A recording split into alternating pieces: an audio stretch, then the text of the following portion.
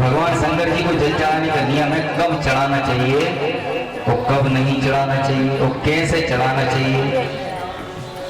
पहला तो प्रातः काल में भगवान को जल चढ़ाओ, और जल भी कैसे चढ़ाओ, अपना लोटा लाओ तो शिवलिंग का जो तल होता है, जहाँ से शिवलिंग जलेरी से जुड़ा होता है, जैसे हम अशोक सुंदरी का स्थान कहते हैं, तो पहले शिव जी के दाईं तरफ और बाईं तरफ शिवलिंग के नीचे, सीधा नहीं के सिर पे से, पहले दाईं तरफ और बाईं तरफ थोड़ा थोड़ा जल छोड़ो।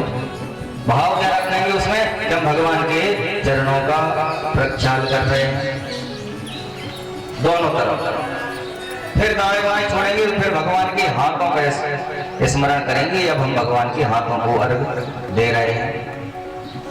फिर तीसरी बार में भगवान के शिवलिंग के आधे हिस्से से, पूरा सिर पे से अभी भी नहीं, तीसरी बार में मुख मान के कि अब भगवान को हम मुख में आचमन करवा रहे हैं। अच्छा, ये नियम कैसा, अपना भी ये सही है। अपन स्नान करने जाते हैं तो पहले पैरों पे डालेंगे, सबसे पहले 99% लोग सबसे पहले पैरों पे पानी डालते हैं बाल्टी, फिर हाथों को धोते हैं, फिर कुल्ला करते हैं नहाते समय। 1% लोग होंगे जो नहाते समय कुल्ला ना करें, तो पैर धोएंगे, हाथ धोएंगे, फिर कुल्ला करेंगे और फिर अपन सिर के ऊपर से जल डालेंगे स्वयं के लिए। तो ऐसे ही भगवान के लिए भाव है कि सीधे ही नहीं कि सीधे आए और सीधा सिर पे से शुरू कर दिया ना, पहले चरणों का स्मरण करो, फिर हाथों का करो, फिर मुख का करो, और फिर जो शेष जल बचे तो वह शिवलिंग के ऊपर से चढ़ाओ।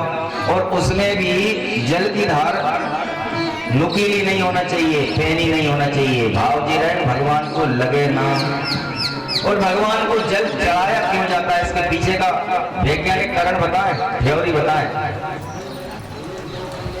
पूर्व काल में जब समुद्र मंथन हुआ था तो भगवान शंकर जी ने विष का पान किया था, सभी जानते हैं। माता पार्वती ने उस विष को वहीं रोकवा दिया था, यहीं कंठ में धारण कर लो, भगवान नीचे पहुंच गया तो विष्णु जी विराजमान है, भगवान शंकर जी ने कंठ में उस विष को धारण कर लिया। लेकिन जब अग्नि जलती है तो उसकी ऊष्मा, उसकी उग्रता कहाँ जाती है, ब्रह्मांड में। तो भगवान शंकर जी के गले में जो हलाहल है वो निरंतर भगवान शिव के मस्तक की ओर उसकी गर्मी ऊष्मा जाती रहती है। भगवान के आधे नेत्र बंद होते हैं, इसीलिए होते हैं कि भगवान ने हलाहल धारण कर रखा है। संसार को नष्ट करने का सामर्थ्य जिसमें है उसको भगवान ने धारण कर रखा है, तो उसकी ऊष्मा जाती है भगवान शिव के मस्तक पे।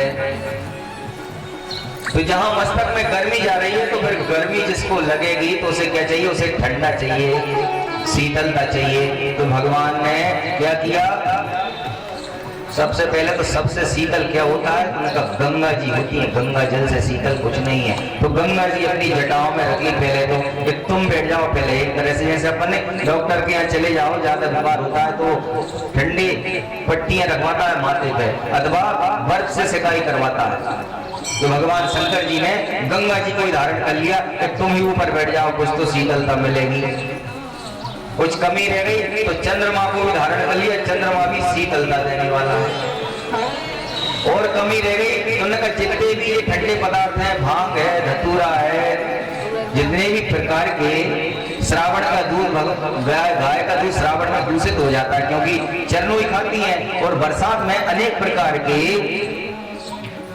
पौधे उत्पन्न हो जाते हैं जो दूध को खराब कर देते हैं, यानी उसे और ठंडा कर देते हैं। तो ऐसा लिखा है ना कि श्रावण दूध, भादों दही, कुंवर करेला, कार्तिक मही, इन महीनों में ये चीजें नहीं खाना चाहिए, श्रावण में दूध नहीं पीना चाहिए। तो क्यों निषेध कर दिया, लगा क्योंकि गाय हर लोई खाती है और वह दूध विषाक्त हो जाता है, तो इसलिए श्रावण में दूध नहीं पीना चाहिए, नुकसान हो जाता है। लेकिन वह शीतलता प्रदान करता है। भगवान शंकर जी ने कहा जितनी ठंडी ठंडी चीजें सब हमें ले आओ, चाहे भांग हो, चाहे धतूरा हो, चाहे आग हो। लेकिन एक और आपको बात बता दें, भगवान शंकर जी भांग का सेवन नहीं करते, खाते नहीं है। बोलो शंकर भगवान की। भगवान को किसी प्रकार के पदार्थों की आवश्यकता नहीं है, तो उन्हें इतना जब कंठ में धारण कर रखा है तो उसके आगे सब फैल है ना। तो भगवान कोई किसी प्रकार की नशीली चीज नहीं खाते, ना भांग खाते, ना भगवान शंकर जी ने कभी चिलम पी। ये ऐसा कहीं प्रमाण नहीं मिलता। हाँ, भांग का केवल स्नान बताया है, वो भी इसलिए ताकि भगवान को शीतलता प्रदान कर सके। शिव जल धार प्रिय, सूर्य नमस्कार प्रिय। भगवान शंकर जी केवल जल की धार से प्रिय होते हैं, प्रसन्न हो जाते हैं। क्यों?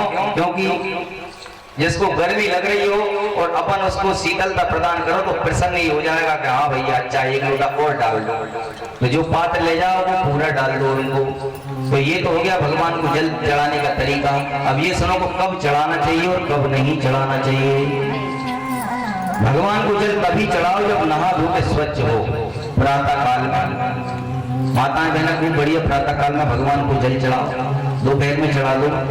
और यदि शाम को हम आते हैं दीपक रखने और उस समय पे भगवान को जो स्पर्श करते हैं, भगवान को जो जल चढ़ाते हैं, उन पे जो निर्माल्य उनका जो ग्रहण करते हैं, कोई बेल पत्री उठा रही हैं, कोई भूमि से जल पी रही हैं, झूठे हाथ लगा कर फिर उनकी बेल पत्री उठा रही है। भैया अपन अपराध और कर रहे हैं, पुण्य तो नहीं कमा रहे।